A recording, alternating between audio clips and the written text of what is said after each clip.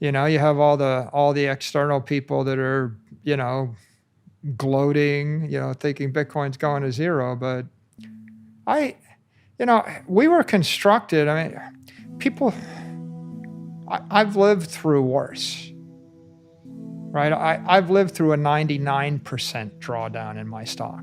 Okay. Okay. Like, so people, they're like, oh, you don't know what it's like in a bear market. I do. Yeah. Know what it's like to be in a bear market. If you've lived through a 99% drawdown and stayed in business, then you felt the pressure. This is nothing compared to that, right? So it was primarily just Twitter trolling volatility. You know, it's like there's always somebody on Twitter that wants to make fun of me for having, you know, Bitcoin's 30,000, I bought it at 36,000, and they want to make fun of me for buying it at the top. And I'm like they're making fun of me today for buying at the top. So it's like, Saylor's always buying at the top. It's like, well, I'm going to be buying at the top forever because it could keep going up. Going up forever. You know, I remember when Bitcoin hit the all-time high at 19,000, and I went and raised $1 billion to buy Bitcoin at the all-time high of 19,000. Mm-hmm. Right? And that makes you $2 billion in less than 12 months if you buy at the all-time high with 0% money. So, but yeah, I bought the top. So if it was a magic hotel, I could send the extra rooms anywhere on earth where there was demand for the rooms with the blink of an eye. And if you thought about it, you'd realize that half of the time the room is not occupied even when someone's renting it. If you're staying in it, you're not in your hotel. You probably have a hotel room here in Miami, but you're not in it. So if the hotel proprietor could actually rent that room out by the hour instead of by the day, then they could double the occupancy of it, because most hotels aren't occupied more than 12 hours a day. But then you start to do an optimization. And you say, well, why would I just constrain the hotel to Miami Beach? Why don't I move the hotel to Tokyo where the room rates double if I can sell them out? So now you get from 200% occupancy to 400% occupancy. And you start to think a little bit faster, and you're like, well, why am I renting out the room by the hour? Why don't I rent out the room by the minute? Right? You know, and so instead of a 1,000 room nights or 24,000 room hours, now I'm 60 times 24,000 room minutes. And then you start thinking, well, you know, people only pay a certain amount of money for a room, but if it was a double suite, they pay more. But if it was a conference room, they might pay more. So what if I could just morph the real estate into the highest value use real estate by the minute? And what you see is I'm getting a higher rent on the digital property because I can change it or reconfigure it every minute to the highest best use. Now, what I just described is DeFi, decentralized finance. Let's apply it to Bitcoin. Instead of $1 billion hotel, it's $1 billion of Bitcoin.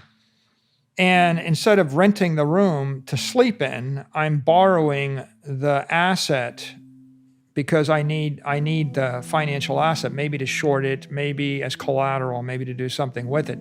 But I'm renting it nonetheless, so I'm paying a fee, 4%, 5%, 10%, something. But I only need it for a certain amount of time. So when your property becomes digital, your maintenance costs collapse, but your yield explodes. Your yield triples. Right? Yeah. How did Rockefeller build Standard Oil? Well, they commercialized liquid energy. What does that mean? He basically raised as much money as he could, and he bought everything. He bought everything, right? Like he bought everything, cleaned up everything, standardized everything, right? He was bullish consistently 40 years running. You know, so bullish on that industry that his great-great-grandchildren were still owning shares of those companies 100 years after he's dead, 80 years after he's dead, right? So it wasn't like just an investment strategy. It was something a bit deeper, right? It's a business development. If hypothetically everybody in the world uses Bitcoin, 100% Bitcoin, and every other currency disappears, there's no inflation, then Bitcoin will appreciate in value with the productivity of the civilization. And maybe with the differential utility, if there's any other asset that people might be using. But if Bitcoin's the only asset and it's the only currency, then it will appreciate in value every year based upon the true productivity growth of the human race, right? It's 4%, 3%. So what you're looking at long-term, it's going to go up 3, 4% a year, but that might be 30, 40, 50 years out. If your company's valued at 20 times revenue, because you're a story stock and you're whatever you're doing, and then you adopt this Bitcoin strategy, you're thinking, well, maybe my shareholders will blanch or there'll be some issue. And so I have something to lose. And yeah, you have something to gain, but with digital transformations, generally you have to hit that sweet spot where you don't have that much to lose, you have more to gain, but you have the resources to execute.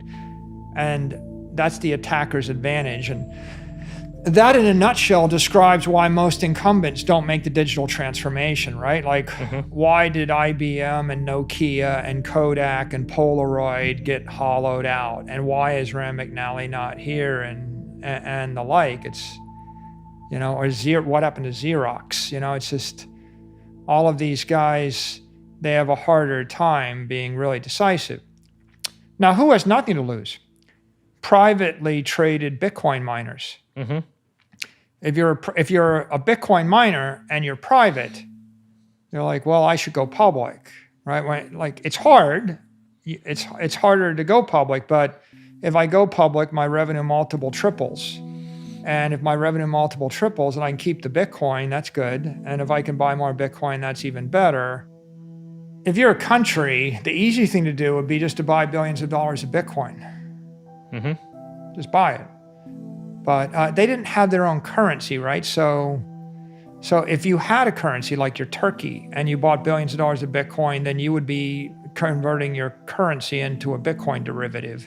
And then by inference, everybody with the currency owns a Bitcoin derivative, and maybe the currency strengthens, right? And so I think what they wanted was the Lightning Network as a remittance network, right? And they want to put a bank in everybody's pocket, right? They want to give everybody a mobile application that serves as a bank. So what do you get with Shiva Wallet? You get a store of value via the Bitcoin asset.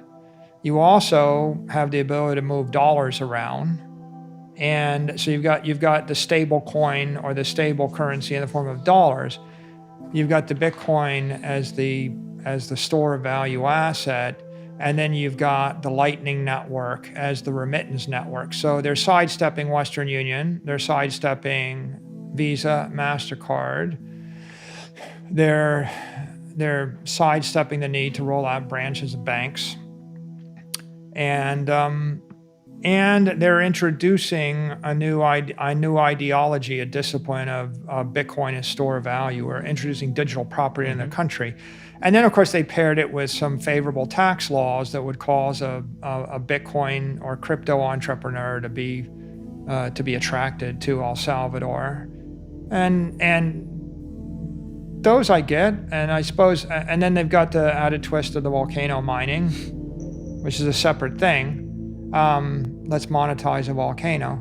Look, if Bitcoin doubles every year for the rest of the decade, it might get to $100 trillion. And I suspect if the money supply expands at 15% a year, then it's going to double twice or 1.5 times, which means we'd have $1,500 trillion of stuff, right? So if the money supply keeps expanding and Bitcoin keeps doubling, Bitcoin's going to be 7%. Okay, well, big deal. So at that point, it will be as noticeable as the S&P index. And what do we be? We'll be a small part of it, right? But it gets exponentially harder to buy Bitcoin, you might have noticed, right? Einstein said matter is energy and energy is matter. What is property? Property is economic matter. What is money? Money is economic energy. Can you convert money into property? Sure you can. Can you convert property into money? Sure you can. In the 20th century, it takes 6 months to sell a building. There's a 6% commission. It becomes money. The money loses 1% of its value a month. Okay, that's the system. 21st century Bitcoin, you can convert the property into money in a few minutes. The commission is 0.1%. It's liquid. You can move it anywhere in the world and it doesn't lose its energy, right? It lasts forever. With Bitcoin, I think the unique thing here is that it's appreciating, right? Statistically, like 170% a year for the last decade, up 225% in a year. And because it's appreciating, you have a different strategy, right? Not only can you buy it, like people joke, right? Like, are you going to be 5% exposed or 100% exposed? Like, I'm 500% exposed. I'm not 5%, 50%. No, we started with $250 million of capital